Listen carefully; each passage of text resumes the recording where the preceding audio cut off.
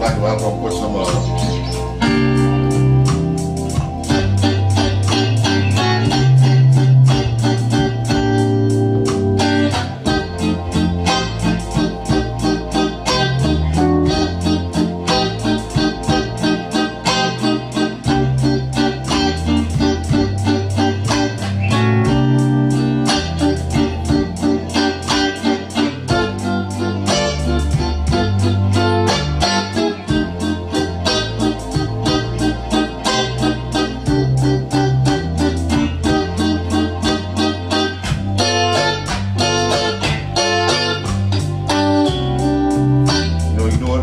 break my eyes in there.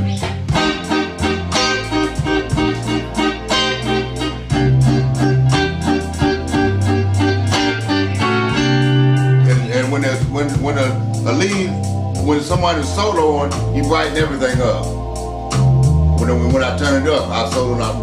But when I want it down low on the breakdown,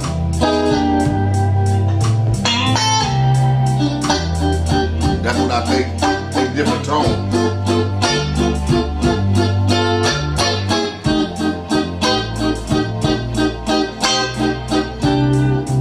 When I'm ready to solo, I can drop it real down.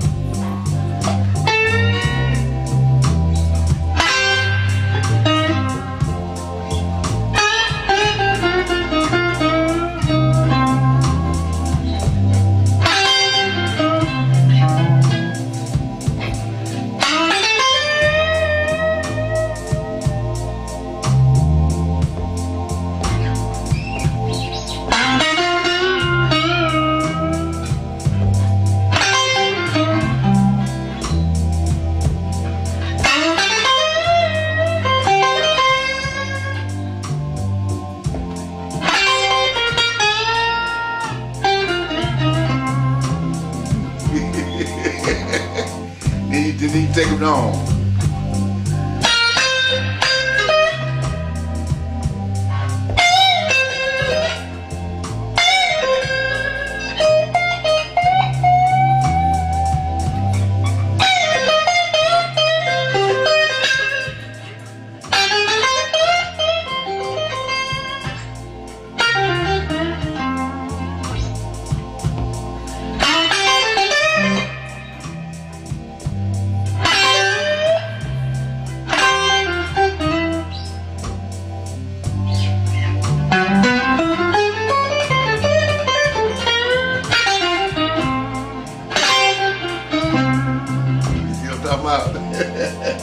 And then you get lower and lower. Now I don't have to turn down at all.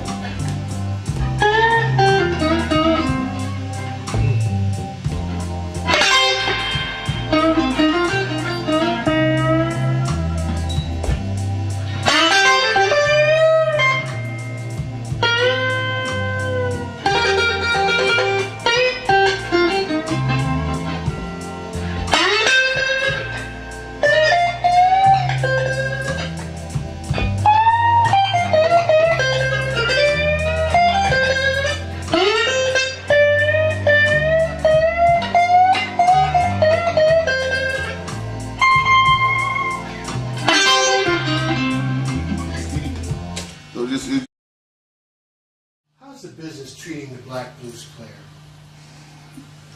Man, like step kids. Okay.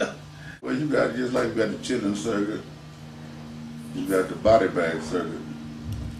What's the body bag? Basically about the same. What's the body bag circuit? In the South they call it the chilling circuit. Around Chicago they call it the body bag. And guys out here, you got some that call it the body bag circuit, but it's basically the same. But it's like on the chilling circuit in the South, you've got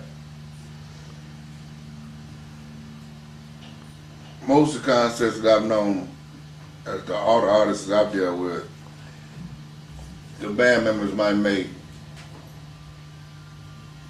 When I came out with Little Milton, I was making $217 a night. and you might be on stage for maybe an hour.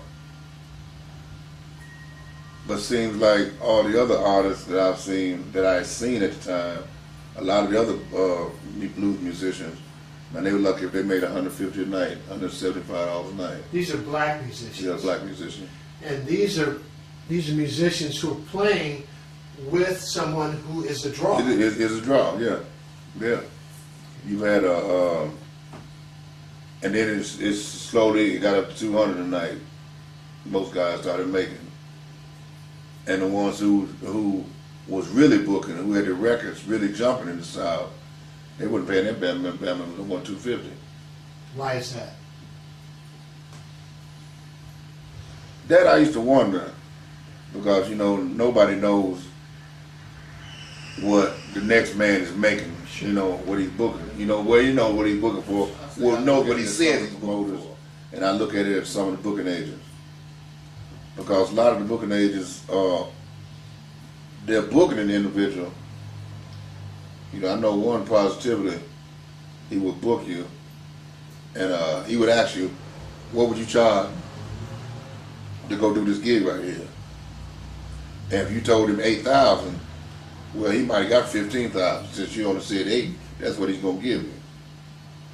He's gonna put the rest in his pocket. And I understand everybody's trying to make money, as much money as they possibly can. But he has to realize, just as soon as I find out that he got $15,000 for that show, I'm going to kick his ass to the curb, regardless of what I told him. Because I look at it like this: don't come and ask me what I charge to do this show. You go see what they want to pay me to do it. Then we'll go from there. So is this promoter supposed to be acting in your interest? He's supposed to be the booking agent is supposed to be acting in your best interest. He's like your go-between between the individuals who want to book. Somebody wants to book you, they go to your booking agent. Now he comes to you and lets you know how much they're gonna pay you for that show, how much you gonna make for that show. But for him to fuck around and put $4,000 or $5,000 in his pocket or grease his pocket like that, man, he's not in your best interest. So are there protections? I mean, No. So there's no union that No. monitors this stuff? Mm-hmm. No, not in them circuits. It's just like, if you notice, for years, you had a record companies that didn't even grade. Explain that one. Well, just like you seen Johnny Taylor, you seen Little Milton. I know they've sold millions of records, but they never got gold, never got a platinum, never got a Grammy. In other words, no one informed them of their accurate sales receipts. Yeah. Okay. Now, whose fault do you see that as? The managers? The record company. Anybody that you have a contract with to book you or promote you, they're supposed to be there in your best interest, in your best behalf. Mm-hmm. When they don't do this, and they see these people right here say they want to pay you $20,000, and they come to you and say, well, what would you do that for? I want to know, why would you ask me that? How much are they telling you that they'll pay me?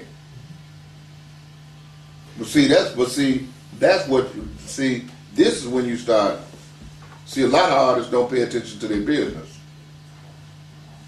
So I blame it on them at the same time. Because if you come to me saying, how much would I charge?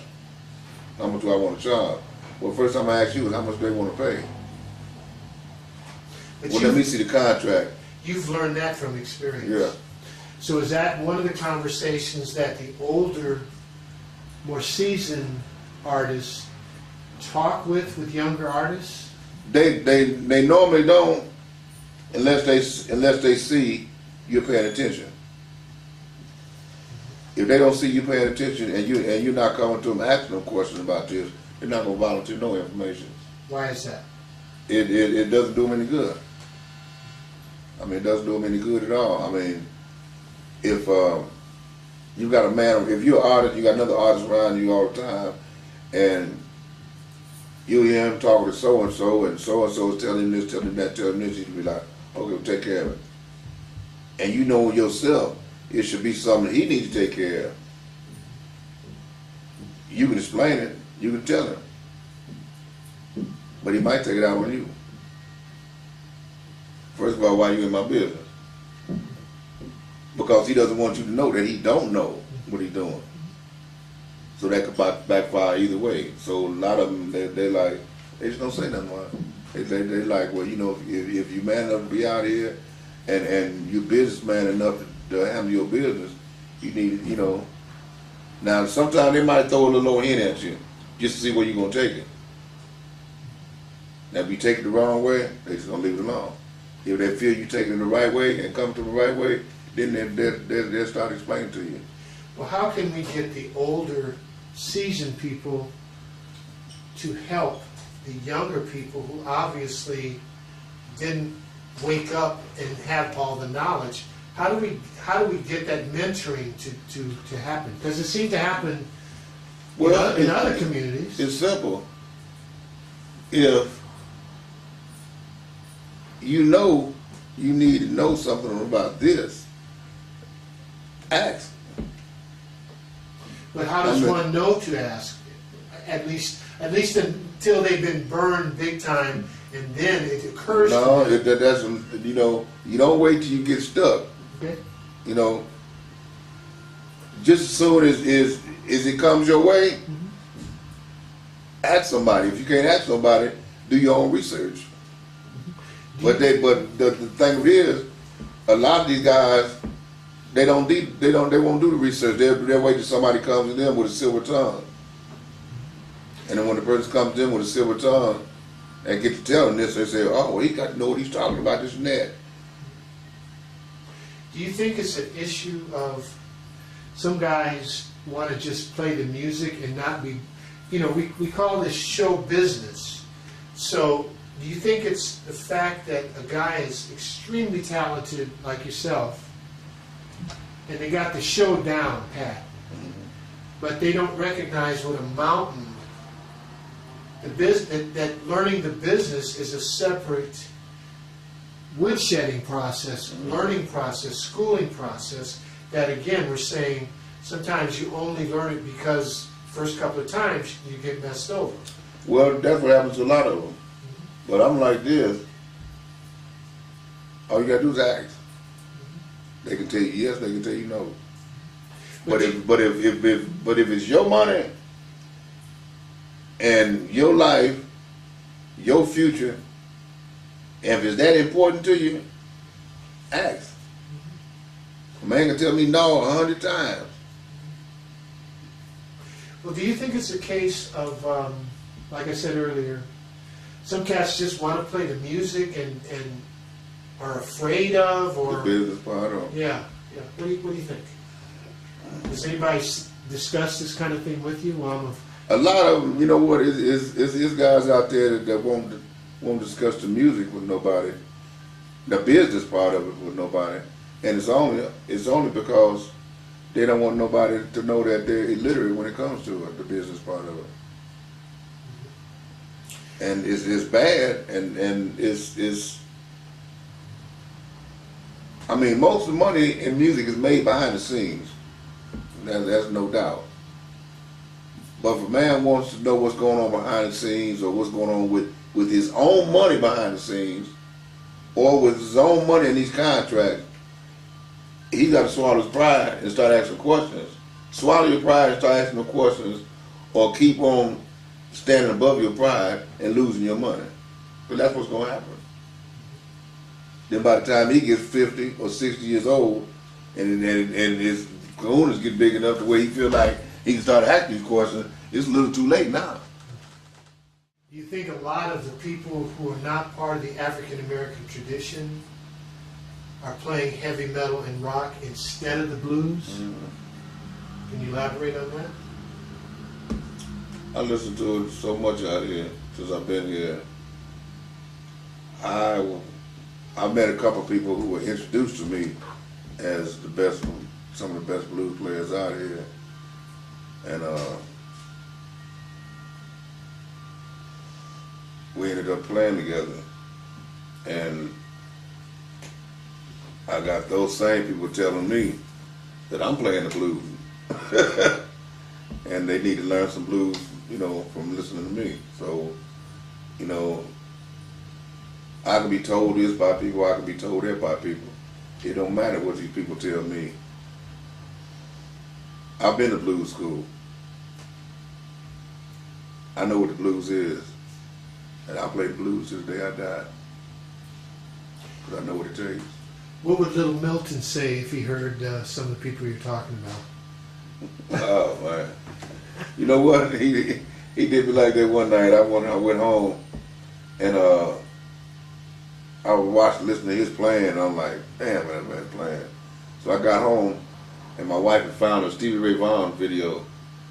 I said, oh shit, I'm getting ready to learn these blues, and I'm getting ready to go back to this show we got this weekend. I'm gonna show his ass when it's solo time. I got the Stevie Ray Vaughan video, I listened to it, and learned a few parts. And when the time for my solo on stage, I started playing it what I thought it meant. And when I got to playing the Stevie Ray Vaughan blues, Little Blues had me right in the middle of my solo. Where the hell you learn them white boy blues at? And just gave me the craziest look. And I'm sitting trying to figure out, like, how the hell did he know that?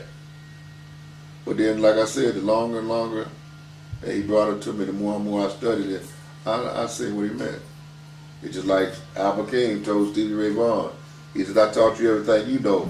I didn't teach you everything I know. Let's finish with you teaching us just a little bit more of what you know. All right. Thank you so much, Marvin Hill. Anytime.